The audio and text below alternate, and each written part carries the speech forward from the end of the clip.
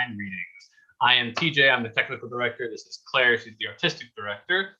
As of this coming Thursday, will have been exactly 1 year since we started this crazy, ridiculous journey. And in that time, we've had a sonnet slam to raise money for Feeding America, readings of 12 ancient Greek comedies and tragedies, 3 Sherlock Holmes stories, a total of 9 readings there, 7 radio plays, 14 other readings that don't really fit in any category, 31 of Shakespeare's plays for a grand total of 78 individual readings. They have been brought to you by over 130 different actors from 5 countries on 4 different continents in more time zones than I can count anymore. In addition to these fine readers that we've got today, who I'll introduce you to a little more specifically in a moment, words cannot do the justice of the massive thanks we want to send to everyone who has read for us, whether just once or 78 times. This year would not have been possible without you. It also would not have been possible without the help of our friend, your friendly neighborhood Shakespeare, who joins us tonight to guide us through his script, with whom we've worked on more than a few projects with his social distancing players, who first brought you this script, and with whom, who graciously lets us hang out and drink cocktails with him as we advertise our readings on his happy hour. That's every Friday at 5:35 p.m. Eastern, if you haven't already seen it.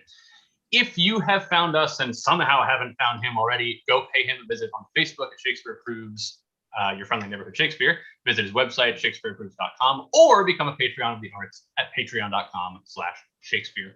There is one person to whom I need to give a huge shout out, because it definitely would not have been possible without the idea from Claire, who 1 year ago, yesterday, put up a Facebook post asking if any of our friends wanted to jump into Google Hangouts and read Much Ado About Nothing, and has brought together those 130 actors from 5 countries on 4 continents in more time zones than I can count to perform 78 readings in 52 weeks.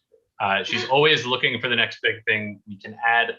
Let us now praise badass women.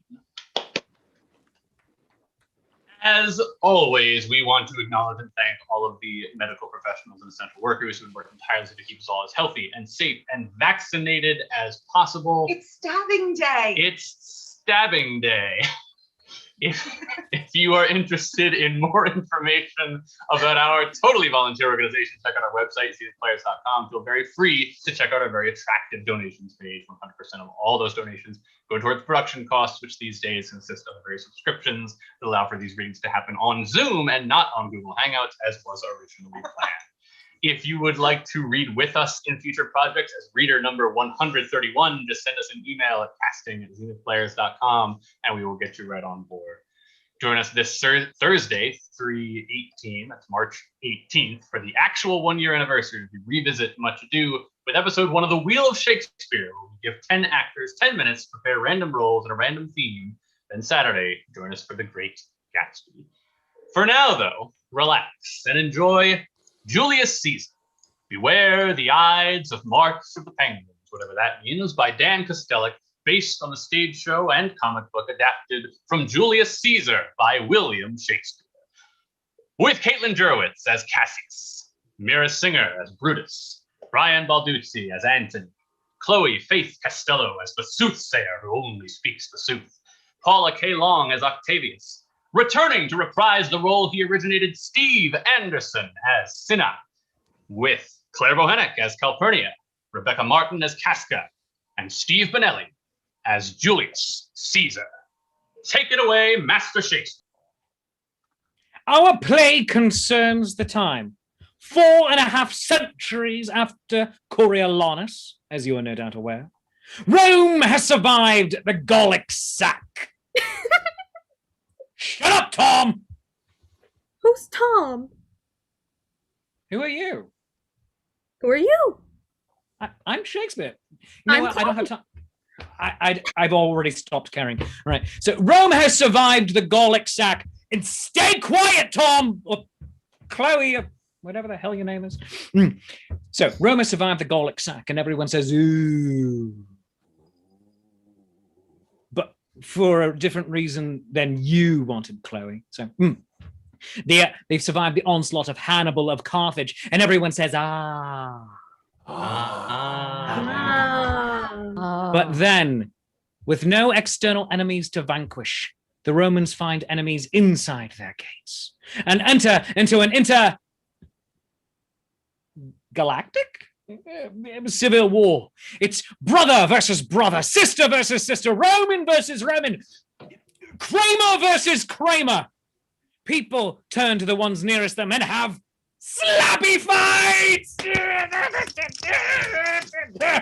Only one Roman can rise above this madness. One man alone can stop this cycle. His name is Gaius Julius Caesar. And the crowd chants, Caesar! Caesar! Caesar! Caesar. And the great Julius says nothing, because the show isn't actually about him. Yeah. Go away. Go away. Yep. Go away. Thank you. Go away. Yeah. Now, including you.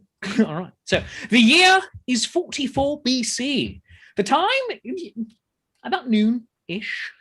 Two Roman senators, Cassius and Brutus, are talking on the street, watching Caesar's parade pass them by, moping and plotting. I don't like Caesar anymore. Me neither. Kind of. He's acting like a king now. A bit, yeah, I guess. Maybe. I suppose. This moment, presaging the horror that will no doubt ensue later in the show, spoilers, a soothsayer who only speaks the sooth calls out to our titular character. Caesar! Caesar! Caesar! Beware! Beware, beware the Ides of March of the Penguins. In response to the soothsayer, Caesar's lieutenant... Can I be the right tenant? What? No. Can I be David tenant? Definitely not. We can't afford him. Fine. Yeah. Caesar's lieutenant, boon companion, and demi-quasi-stepson Marcus Antonius, known to all of history as Mark Antony, he, of the fantastic hair and delightful chin-strap beard, steps forward and asks of the soothsayer, What was that? A soothsayer wants Caesar to beware the Ides of March of the Penguins.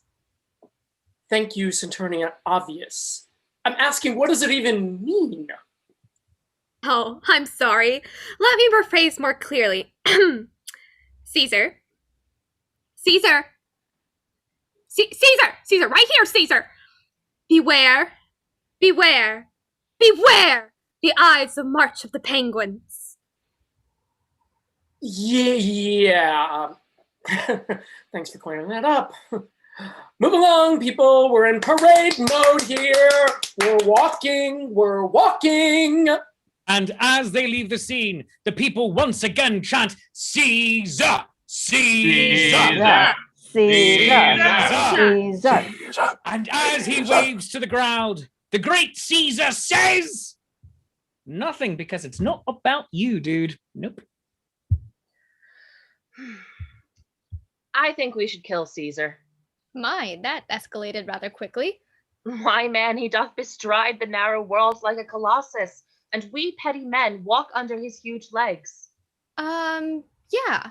I've got to go and be not here. I'll talk to you tomorrow. Till then, think of the world. And so, after that really weird line, Brutus leaves for home. Go ahead, leave. Oh. Yeah. Leaving Cassius to have a soliloquy. Now, that's a big word. Say it with me. Soliloquy. Soliloquy. Good job. Now, a soliloquy is when one person, in this case Cassius, is speaking to you, the audience, directly, and no one else in the show can hear her. Parents, just like at home, huh? Well, Brutus, thou art noble indeed. But even the noblest heart can be seduced. I will convince you that the great Julius must die, and all that will remain of Rome's beloved Caesar will be a delicious salad. Oh, I'm so beautifully evil. Ah. And then, as all crackpot villains do, she runs away, laughing into the night.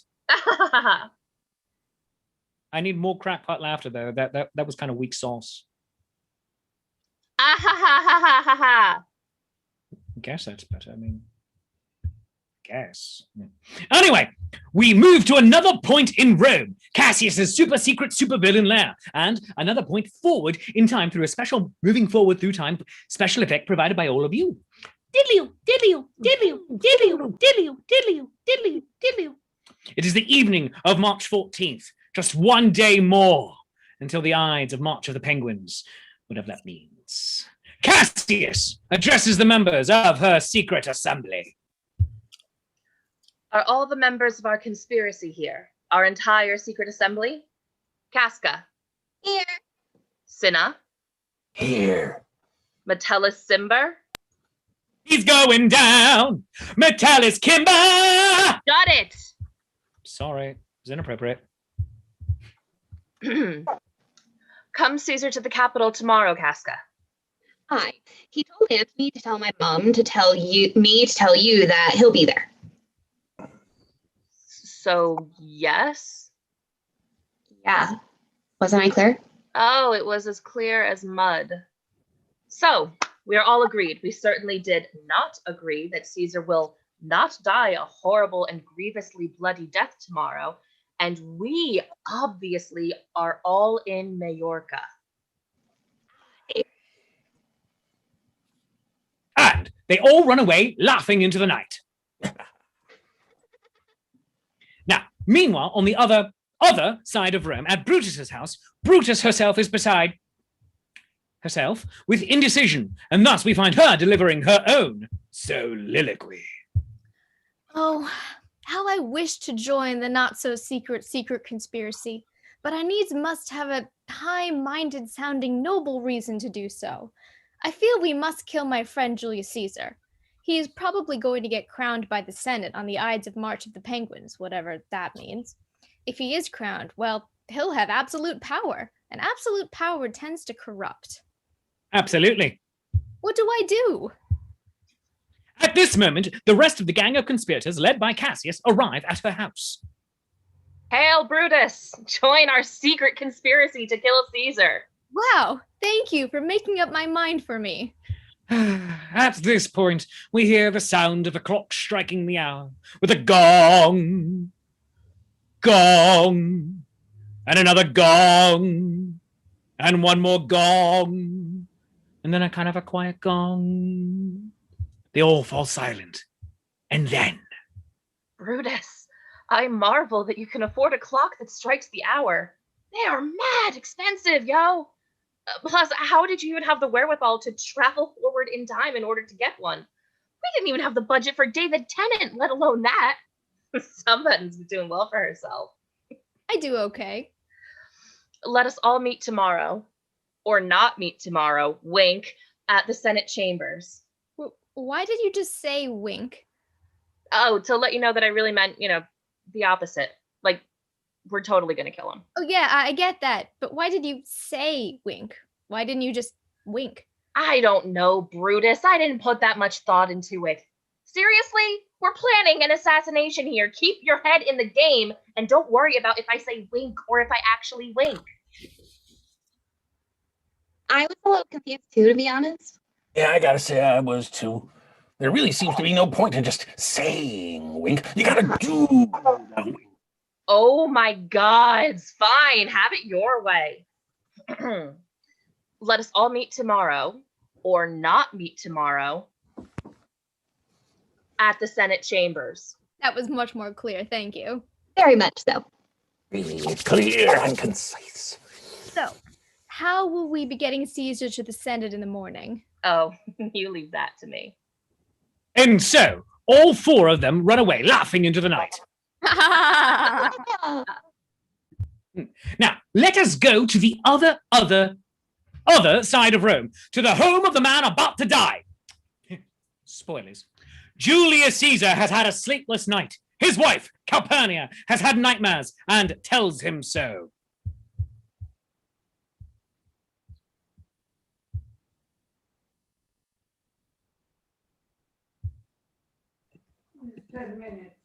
Calpurnia, second call. I've had nightmares. See, I told you so.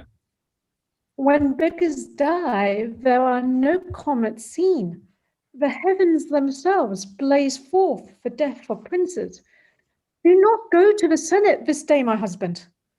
Assuming that astrology itself makes any sense whatsoever, there's a certain logic in what Calpurnia is saying. But astronomy's bunk and she's crazy.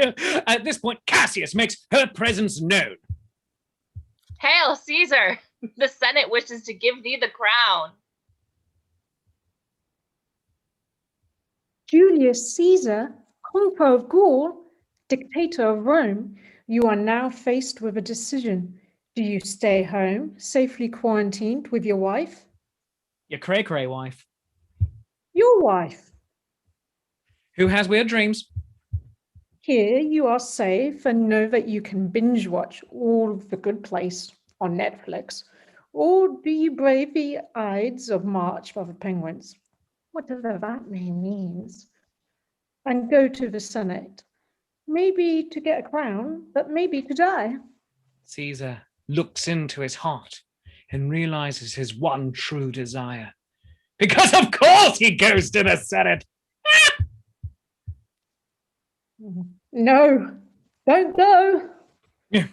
All along the way, it seems that the entire city of Rome has learned of the plot, mostly because the conspirators are really bad at keeping a secret, and partly because I've been talking about nothing else for the last 10 minutes. People are trying to stop Caesar from making his way to the Senate chambers.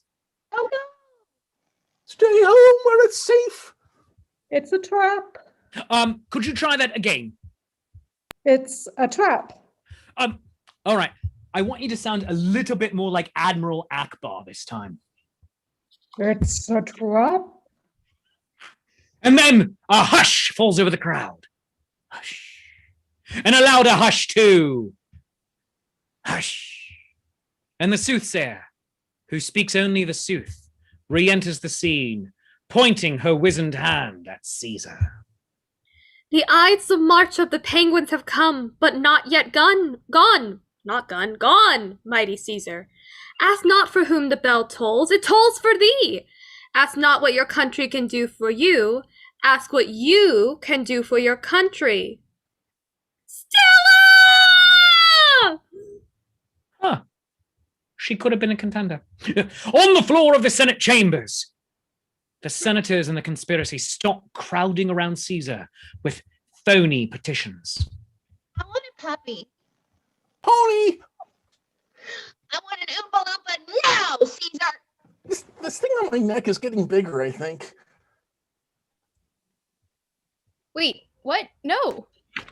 Caesar is not a doctor, but he did read a WebMD article or two. You should get that looked at. Maybe try leeches. Then a most unexpected thing happens. A marching sound. The cadence of the marchers gets closer and closer until we all see something that has not been seen in the 500-year history of the Republic. The penguins of Rome, waddling through the crowd with their happy little tuxedos and beaks, marching to go get fish or pebbles for their girlfriends, maybe going to that great new seafood place at the Forum, Toga, or whatever it is that penguins do. Quack, quack, Batman. Sure. And then the penguins disappear as mysteriously as they arrived. Well, that happened. See? I told you.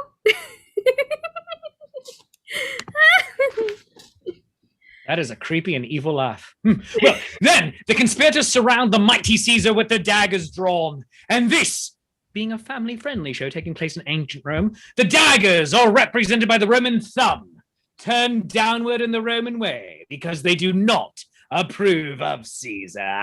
Actually, it's the thumbs up. That's the death signal. Thumbs down meant to drop your weapons. Are you sure? In Gladiator, Commodus gives the thumbs up when the crowd is chanting for Maximus to live. That's how I remember it too. Everyone, please! No one actually cares what the Romans did. We only care about what we think they did. Is it too much to ask for a little bit of historical accuracy in this show? Well, show, DJ! Actually, I have a classics degree, and so speaking from that perspective, I have to say that TJ is you okay? Claire, you're also not in the show. Neither of you are in the show. That's fair. Oh, Carry on. Okay. I see you. Oh, so you're asking for historical accuracy in a show called Beware the Ides of March of the Penguins. No. That's a totally perfectly reasonable request. Yeah, that's fine. You know, I hear the sarcasm, but really, this is our chance to educate people. I mean, sure, everybody thinks thumbs up is a good thing, and really it's thumbs down that means one gets to live with it, but they're all wrong. Listen, I can develop a PowerPoint on this, and not just on thumbs up and thumbs down, but on misconstrued symbolism throughout the ages. I live for this stuff. What if we use a different symbol? Like maybe it's thumbs up, but like we demonstrate it going into the body. No. That's too much. No. Come on. Yeah, gross. Listen, I don't care how we do it at this point, just that it gets done. Okay. And then they begin to stab Caesar unto death. First, Cassius. Yeah. Then Casca. Yeah. Then Cinna. Yeah. Then Metellus Kimber, because you're gonna die. Metellus Kimber. Sorry. I'm so sorry. That is really inappropriate right now. Then Brutus steps forward for the unkindest cut of them all. I am here to give you the unkindest cut of them all. I just said that. Well, now I'm saying it. Worry not, mighty Caesar. I shall cut thee down with the words that are honored by all great Roman actors. Not the face. No! Not the face. And as he is cut down, done to death by vicious blades, Caesar delivers his first lines of the entire show. Et tu, Brute! I picked a bad day to wear a red shirt. Why do all the bad things always happen to me? I've always done the best for Rome. I brought in the best people. I literally drained a swamp. I feel like I am being treated very poorly right now. I have been, and forever shall be, your friend. Then fall, Caesar. Stick your tongue out so we know it's real. Let us bathe our hands in Caesar's blood.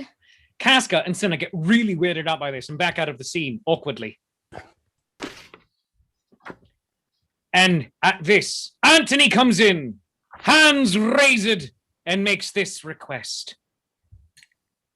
Peace. Please allow me to speak at Caesar's funeral. He was my friend. And Brutus, you're having a fabulous hair day.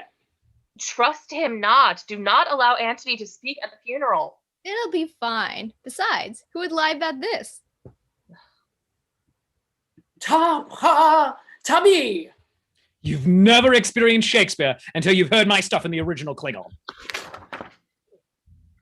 Caesar's soul shall be revenged.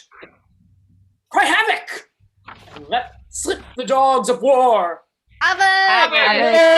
Havoc. We now go to the funeral scene. And you know that is where we are because Caesar is now lying in a more dignified pose. Dignity, Caesar. Always dignity. Antony takes a moment at the rostrum and he delivers one of the most famous speeches in history and in the Shakespeare canon. And it's pretty much my word against yours now, isn't it? Friends, Romans, countrymen, lend me your ears. I come to bury Caesar, not to praise him. The evil that men do lives after them. The good is often interred with their bones. And then he starts to give it the full Shatner. We are assembled here today to pay final respects to our honored dead And yet, it should be noted that in the midst of our sorrow, that death takes place in the shadow of new life. The sunrise in a new world. And then he gives us the full Bernie Sanders. The world that beloved comrade gave his life to protect and nourish. Is that what Bernie Sanders sounds like to you? He gives it the full Christopher Walken. He did not feel the sacrifice of vain or empty one, and we shall not debate the profound wisdom that is proceeding. This is bloody amazing. I'm loving this. He goes back to Shatner. Shatner. But go back to Shatner. Go back to Shatner. Of my friend, I can only say this. Of all the souls I have encountered in my travels, his was the most Roman. At this, the crowd begins to hum Amazing Grace, as if played on the bagpipes. And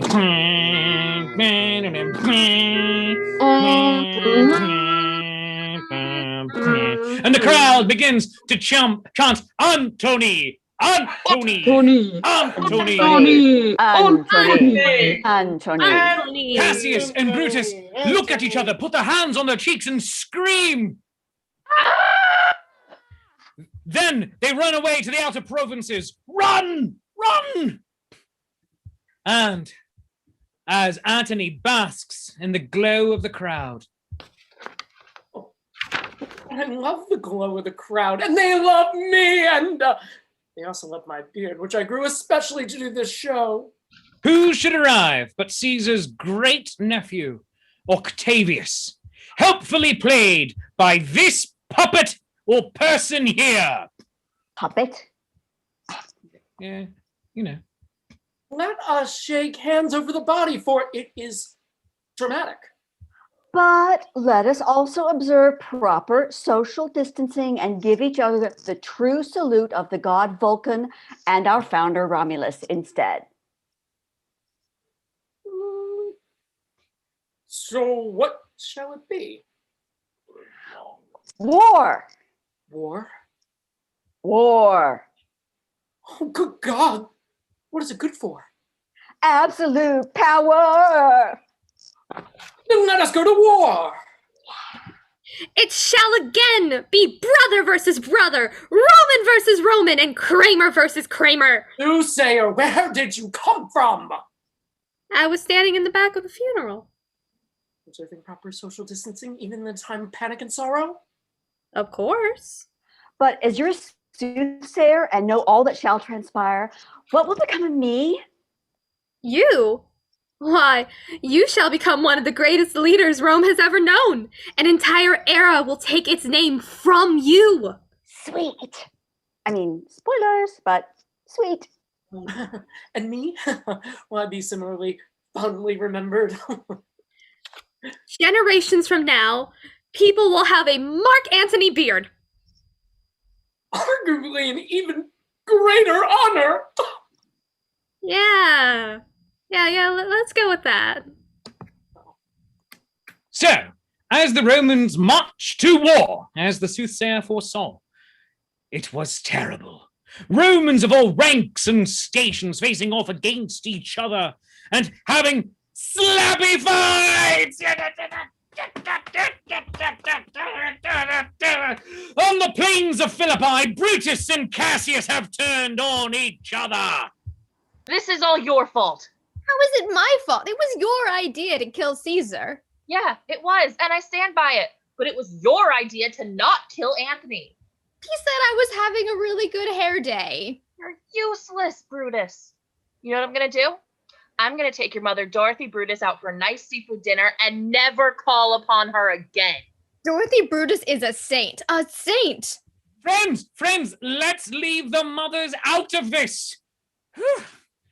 Meanwhile, on the other side of the field of battle on the plains of Philippi, Antony and Octavius are having their council of war. Do you think we shall triumph in the morning, my brand new best friend? By Jove and baby Yoda, we will. And we shall all meet again in Julius Caesar Part 2 Toga, toga, toga. Back on the other side of the plains of Philippi, the chosen field of battle, Cassius turns to her erstwhile friend, Brutus. Sorry what I said about your mother. Don't worry about it. And then Cassius delivers this actual line from the play. Today's my birthday. Brutus, did you get her anything? No, sorry. Figures. Ooh. Well, at this moment, the battle is joined! Archers, fly! Yeah. The Roman archers, that's all of you, hold up their bows, reach back for their quivers for an arrow, knock it into place, pull back on the string, and then they shoot each other in the face! Dear sweet God, why is this person not dying? Why won't I die? Then Antony gets on his horse. No, not like that. Like this. Hey, nonny, nonny. Whoop, whoop, whoop, whoop. Whoop, num, gangnam. Wait, never mind. And Cassius is deathly afraid of horses and screams. Ah! I am deathly afraid of horses! I just said that. Anyway, Cassius pulls out her blade and falls upon her sword. Thus I die. Thus. Remember me not as one who loved wisely, but as one who loved too well. I did it all for the money. The what? The money. Stick out your tongue so we know it's real.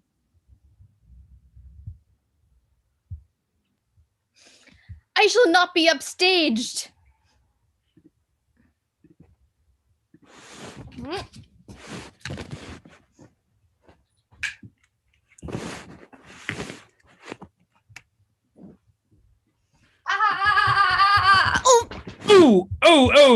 Oh, Brutus. Hey, buddy, hi, hey. I'm gonna need you to do that again. Oh, okay. Yeah, and this time, try to take the suck out of it. Yeah. Let me go. All right, it's all you. You got this. I believe in you. Oh, okay. Brutus. All right. Brutus, hey, Brutus. Hey, hi. So, we're gonna try it again one more time. Cause see, it's not you, it's me. And by it's me, I totally mean that it's you. Now, now you're going to need to show us the pathos of the scene. So I want you to do it all again in ultra slow motion, while the people give you ultra slow motion music. All right, go. You got this. Believe in you. Dun dun dun dun dun dun cha cha cha cha cha. Dun dun dun dun dun cha cha cha cha cha. Dun dun dun dun dun. Dun dun dun dun dun. And she's dying over here, and then a bit over there. She bleeds all over that dude's face, then bleeds in 3D. Brutus then staggers around and around some more. Brutus goes and dies next to Cassius, and they have a death cuddle. Stick out your tongue so we know that it's real. I feel like, as the expert in funerary words, that we ought to be doing something to make these overall proud Romans. I've got it. There never was a story of more woe than that of Juliet and her Romeo. That is like the wrong play, my friend. Okay, I've got this. Okay. Farewell, sweet prince. May flights of angels sing thee to thy rest. I think that's Hamlet. Really? Yeah. Okay. I think I got this. And then they lived happily ever after. That'll do, Anthony. That'll do. I told you this would come to pass. Soothsayer, where did you come from? Well, I've always been here, Anthony. I'm always here with you. Even after all this? Always. This is just weird. Soothsayer, what happens now? I have come to bear witness to this sad doom, for the Republic is no more. Oh, come on. Surely we can keep it going. We'll make it even better than it ever was. You say that now. It's gonna be great! We beat the bad guys, and Octavius and I are best friends. Forever. Sure. Let's go with that. You two will be best friends until the next time that the penguins of Rome walk the land. Yeah, that can't happen again. I mean, really, 2 times in a week after 500 years? What are the odds? Never tell me the odds. Don't. Friends. Best friends. And as these two best friends walk away into the night, at this moment, for only the second time in 500 years, for the second time in the history of the Republic, the second time in a week, you hear it again. The marching sound. The penguins of Rome once again enter the scene, maybe getting a fish at that great new place on 3rd Avenue, as they pass over the plains of Philippi, paying their respect to these once proud and noble Romans and the Republic that was. I'm stopping my camera because that's just too fantastic right there, what TJ's got going. Proud and noble Romans and the Republic that was. They could at least be satisfied that never again would a democratically elected republic fall due to sheer stupidity.